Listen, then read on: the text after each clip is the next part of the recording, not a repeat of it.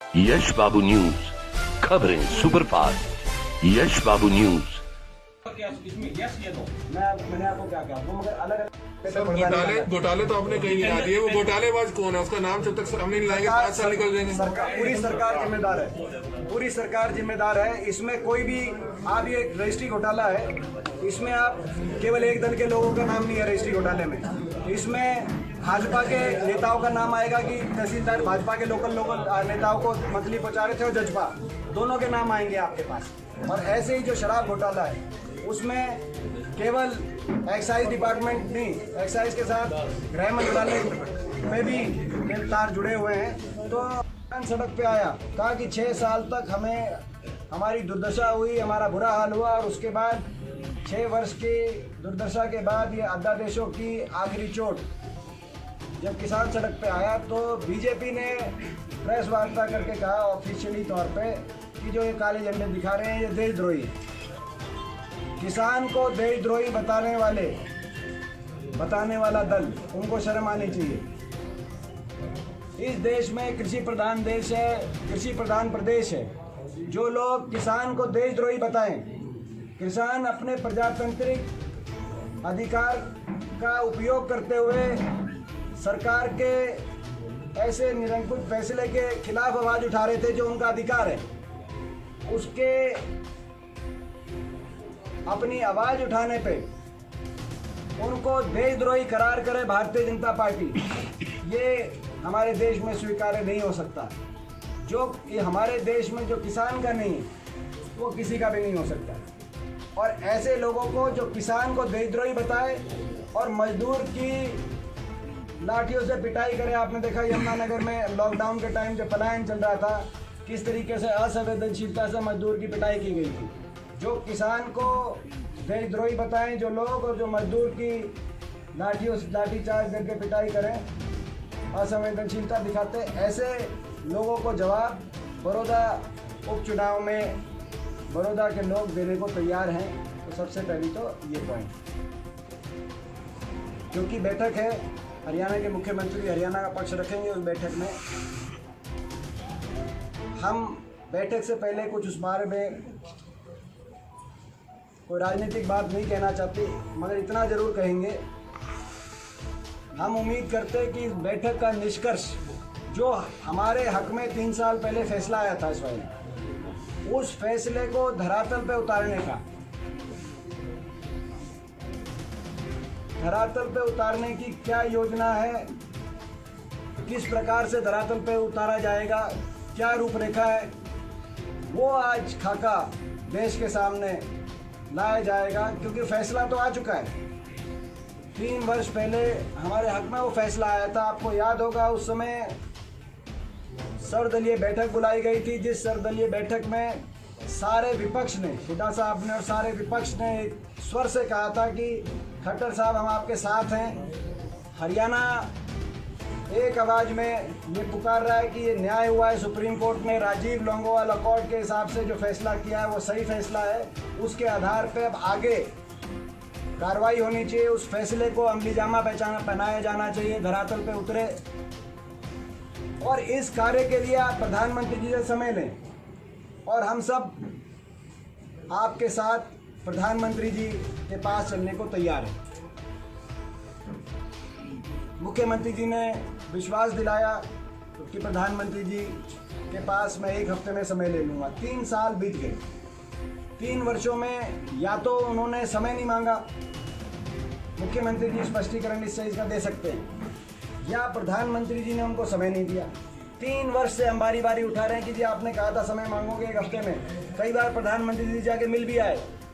और क्योंकि 3 साल तक हरियाणा की तरफ से कोई ऐसा कदम नहीं उठाया गया जिससे राजनीतिक दबाव पड़े और सुप्रीम कोर्ट के फैसले को अमलीजामा पहनाया जा सके, इस दौरान पंजाब ने सुप्रीम कोर्ट में बैकडोर से दस्तखत देकर और ये बातचीत की एक प्रक्रिया का और बीच में उसमें उसको जोड़ने का काम उसके सुप्रीम कोर्ट के माध्यम से करवाने का प्रयास किया। बहरहाल जैसे मैंने कहा कि भाई अभी आज बातचीत है, हम उसको इसी दृष्टि से देखते हैं कि बातचीत में हम उम्मीद करते हैं कि बेनतीजा बातचीत नहीं रहेगी। क्या कदम उठाए जाएंगे वो खाका देश के सामने आएगा। इस अवसर पे सरकार में बैठे हुए लोगों का मुख्य फोकस कोरोना से ग्रस्त लोग, कोरोना से लाचार लोगों को किस प्रकार से लूटा जाए, शराब घोटाले के माध्यम से, रजिस्ट्री घोटाले के माध्यम से, खनन घोटाले के माध्यम से। बड़ा दुर्भाग्य के साथ मुझे कहना पड़ रहा है, जब कोरोना से पूरी दुनिया लड़ रही थी, हर प्रदेश कोरोना से लड़ रहा था, हमने भी कहा कि राजनीति से ऊपर उठकर कोरोना की लड़ाई में हम सब साथ हैं, कोई राजनीतिक बयान नहीं देंगे, कोई राजनीति नहीं करेंगे। उस समय सत्तासीन लोग, सत्ता में काबिज लोग कोरोना से की व्यवस्था से लाचार हरियाणा के नागरिकों को किस प्रकार से लूटा जाए, शराब घोटाले के माध्यम से, रजिस्ट्री घोटाले के माध्यम से, उसकी योजनाएं बना रहे थे, जिसकी परतें अब सामने आ रही हैं। बड़े दुर्भाग्य की बात है। तो निश्चित तौर से जितना कोरोना पे ध्यान दिया जाना चाहिए था, वो तो कोई एजेंडे में था ही नहीं इस सरकार के। इसका जो है मैं समझता हूँ कि परिणाम जो आपने ये बात की, तो कोरोना की तरफ जितना ध्यान संवेदनशीलता से पूरा फोकस कोरोना पे होना चाहिए था, मगर नियत सरकार बैठे लोग उस समय भी, कोरोना के समय भी, जब दुनिया की हर सरकार केवल कोरोना की सोच रही थी, ये सत्तासीन लोग इस प्रकार के घोटालों की तरफ। क्या लगता है कि विपक्ष मुख्यमंत्री जी ने कल कहा कि व्यवस्था बदलनी है, कांग्रेस आंख मूंद कर बैठी रहती थी। ये इन्होंने एक बात कही साहब ने कि ये जो तीनों घोटाले जो हुए हैं वो महकमे एक ही मंत्री के पास है, वो कहने की आवश्यकता नहीं है। वो आप जो है आप कुछ लोग समझदार हैं और आप सब देख भी रहे हैं, आपको भी कहने की जरूरत नहीं है। आपको भी सर, बड़ौदा चुनाव के विषय में आप क्या कहना चाहेंगे? बड़ौदा चुनाव के विषय में आप क्या कहना चाहेंगे? क्या कांग्रेस वापसी करेगी वहाँ? इसके बाद बड़ौदा में, जहाँ तक बड़ौदा उपचुनाव की बात है, बड़ौदा में कुछ मुद्दों के आधार पर हम लोगों के बीच में जाएंगे और मुझे विश्वास है कि बड़ौदा का नतीजा एक बड़ा संदेश इस प्रदेश की राजनीति में होने जाएगा। और जिस दिन नतीजा आएगा बड़े बहुमत से, वहाँ हमारा दल जीते, कांग्रेस पार्टी जीतेगी और इस सरकार की उल्टी गिनती उसी दिन से शुरू हो जाएगी। हमारे मुद्दे सरकार की परफॉर्मेंस और विफलता। 6 वर्ष में जो ये सरकार, जिस सरकार ने हरियाणा, जो कि विकास दर में नंबर 1 हुआ करता 2014 से पहले, निवेश दर में नंबर 1 हुआ करता, उस हरियाणा को इन 6 वर्ष के बाद बेरोजगारी दर में नंबर 1 पहुंचाने का काम जिस सरकार ने किया, और 1 पैसे का निवेश नहीं। हर वर्ग निराश, किसान की दुर्दशा, किसान को दाम मिला नहीं, किसान को ना भाव मिला, ना खरीद हुई, ना भुगतान समय पे हुआ, किसान का कर्जा दुगना हो गया इन 6 वर्ष में। गरीब आदमी की कल्याणकारी योजनाओं पे ग्रहण लगाने का काम इस सरकार ने किया। 100 गज के प्लॉट की योजना समाप्त, मकान की योजना समाप्त, दाल रोटी की योजना समाप्त, मनरेगा की योजना का बजट 10% रह गया। गरीब आदमी के लिए वजीफा की योजना में कोई बढ़ोतरी नहीं हुई। अम्बेडकर वजीफा योजना में बहुत बड़ा घोटाला। तो गरीब आदमी त्रस्त। कर्मचारी से करे हुए सारे वायदों सरकार पीछे हटी। ना तो पंजाब स्केल मिला इन 6 वर्ष के अंदर, ना पुरानी पेंशन स्कीम के वायदे के अनुसार इन्होंने कुछ काम किया, ना ही रिटायरमेंट एज बढ़ाने का इनके वायदे अनुसार कोई काम हुआ। और छोटा व्यापारी आर्थिक मंदी की चपेट में, छोटे व्यापारी को 20 लाख करोड़ का पैकेज दिया कोरोना में, छोटे व्यापारी को 1 पैसे की राहत कोरोना की मुश्किल के समय छोटे व्यापारी को दी नहीं इस सरकार में। हरियाणा की अर्थव्यवस्था चौपट, 3 गुना कर्जा बढ़ गया हरियाणा पे, मगर उन कर्जा तो बढ़ा, मगर कोई एक बड़ा प्रोजेक्ट हरियाणा में नहीं आया, जिस वजह से आज हरियाणा में देश में सर्वाधिक बेरोजगारी और सबसे ज़्यादा भ्रष्टाचार, लूट खसूट में कोरोना के समय असंवेदनशीलता से सरकार लगी। इन बातों को लेकर एक रेफरेंडम लोगों का बड़ौदा के बीच में हम लेके जाएंगे। हमें विश्वास है कि बड़ौदा के लोग हरियाणा की राजनीति को नई दिशा देने के लिए कांग्रेस पार्टी का साथ देंगे। दूसरा मुद्दा वहाँ पे, जैसे मैंने कुछ मुद्दे लेके जाएंगे, बड़ौदा और उस पूरे इलाके की जो अनदेखी हुई, ऐसी अनदेखी कि 6 साल में कोई एक काम तो हुआ नहीं। काम तो दूर की बात है, किसी काम को करने के लिए, कोई विकास कार्य के लिए कोई हरियाणा के मुख्यमंत्री या कैबिनेट के कोई मंत्री ने बड़ौदा के अंदर पांव कदम रखना तो दूर की बात है। बड़ौदा विधानसभा क्षेत्र में 6 साल तक पूरे कैबिनेट ने, मुख्यमंत्री जी समेत किसी ने वहाँ पे चाय पीने के लिए भी एक बार बड़ौदा में रुकना मुनासिब नहीं समझा। आपको पता है कि हरियाणा छोटा प्रदेश है, 3 दिन में 90 हलकों का भ्रमण किया जा सकता है, मगर 6 वर्ष छोटा समय नहीं होता।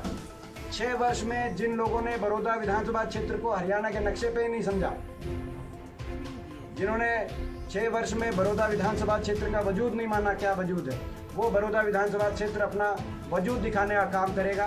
और अभी भी जो लोग घमंड की भाषा बोल रहे हैं, कहीं किसान को देशद्रोही बता रहे हैं, तो एक मंत्री इनके अभी प्रचार के लिए गए थे, उन्होंने कहा कि एक सीट से सरकार के भविष्य पे कोई खतरा नहीं।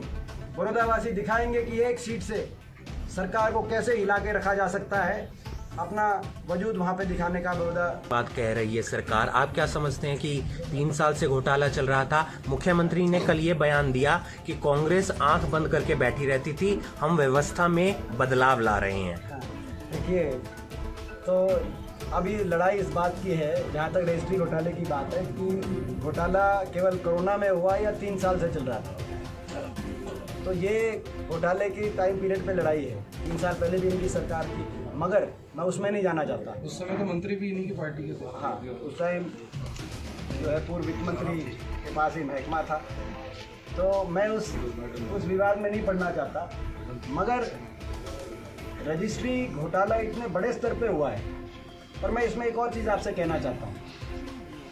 दोनों शराब घोटाला और रजिस्ट्री घोटालों में क्या सिमिलैरिटीज़ हैं वो मैं आपको बताना चाहता हूँ। लगभग हरियाणा के सारे शहरों के तहसीलदार एक साथ कोरोना में बिना town and country planning department के NOC के रजिस्ट्रियाँ शुरू कर दें। वो किसी एक तहसीलदार का, जिन पे अब ये कार्रवाई कर रहे हैं तहसीलदार, वो किसी एक तहसीलदार का तो कसूर जो है, मैं कहता हूँ सबका कसूर है, मगर किसी उस षड्यंत्र में एक तहसीलदार शामिल नहीं हो सकता। कहीं ना कहीं राजनीतिक संरक्षण के बिना सारे जिलों के तहसीलदार ऐसे रजिस्ट्रियाँ शुरू कर दें, संभव नहीं, नंबर 1। नंबर 2, अब जांच को आप इतना गोलमोल कर दो, उसका इतने लंबे जो है पीरियड पे जांच कर लो, और किस तरीके से पर्दा डालने की तरफ कदम बढ़ाओ, उसकी मुझे प्रक्रिया लगती है कि जो जांच इतना लंबा किया जाए। ये घोटाला तो कोरोना के टाइम जो बिना town and country planning department की NOC के जो रजिस्ट्रियाँ की गई कोरोना के समय, और हजारों करोड़ का चूना प्रदेश सरकार की ट्रेजरी डिपार्टमेंट को लगाया गया, ये वो घोटाला है। और मैं इसमें सिमिलैरिटी ये बता रहा हूँ, क्या इसके पीछे कौन है इसका पता लगाने के लिए आपको कोई जांच आयोग बिठाने की जरूरत नहीं। हमारी मांग है वैसे कांग्रेस पार्टी की कि आप सिटिंग हाईकोर्ट के जज से इसकी जांच कराओ, क्योंकि जांच एजेंसियों पे हमारा कोई विश्वास नहीं रहा।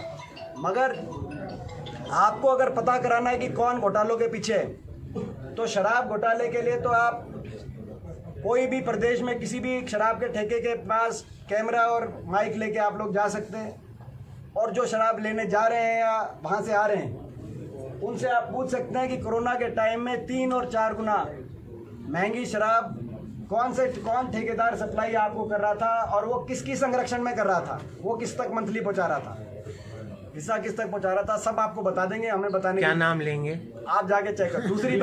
दूसरी बात रजिस्ट्री घोटाले में, तो मैंने कहा दोनों सिमिलर हैं। रजिस्ट्री घोटाले में आप तहसीलों में जाके चेक करें शहर में कि भाई जो तहसीलदार ये रजिस्ट्रियाँ कर रहे थे वो किसके पास मंथलियाँ पहुँचा रहे थे, कौन मंथली कलेक्ट कर रहा था, तो तहसीलदार खुद कर रहे थे या किस राजनेता के पास पहुँचा रहे थे, आप जाके चेक करें। क्या लगता है पुराना सिस्टम शुरू हो गया दोबारा से? ये जो है हरियाणा, जो जिस प्रकार से मैंने कहा कि विकास दर हरियाणा में जो था वही दोबारा आना चाहिए, पुराना सिस्टम वही आना चाहिए। पुराने सिस्टम की मैं बात करूं, पुराना सिस्टम वही आना चाहिए कि 5 और 6 हज़ार रुपये धान हरियाणा किसान का बिके। पुराना सिस्टम वही आना चाहिए, खेल खिलाड़ियों में हरियाणा देश में नंबर 1 हो। पुराना सिस्टम वही आना चाहिए कि हरियाणा के अंदर सबसे कम बेरोजगारी हो। पुराना सिस्टम वही आना चाहिए कि पिछली बार जिस प्रकार से हमारी सरकार में 18 यूनिवर्सिटियाँ बनी और 6 मेडिकल कॉलेज बने, उसी प्रकार से यूनिवर्सिटी मेडिकल सिस्टम आना चाहिए। पुराना सिस्टम वही आना चाहिए, जैसे 4 शहरों को मेट्रो से जोड़ा गया, 6 साल में एक भी खंभा मेट्रो का नहीं बना इनकी सरकार में। उस मेट्रो को आगे भी 4 शहर मेट्रो से जुड़े, अपना सोनीपत वाले मेट्रो आगे पानीपत तक पहुँचे। वो सिस्टम हरियाणा के अंदर था ताकि हरियाणा आगे जाए, किसान को भाव मिले, गरीब आदमी की कल्याणकारी योजनाएं लागू हों। उसी की हमारी लड़ाई है।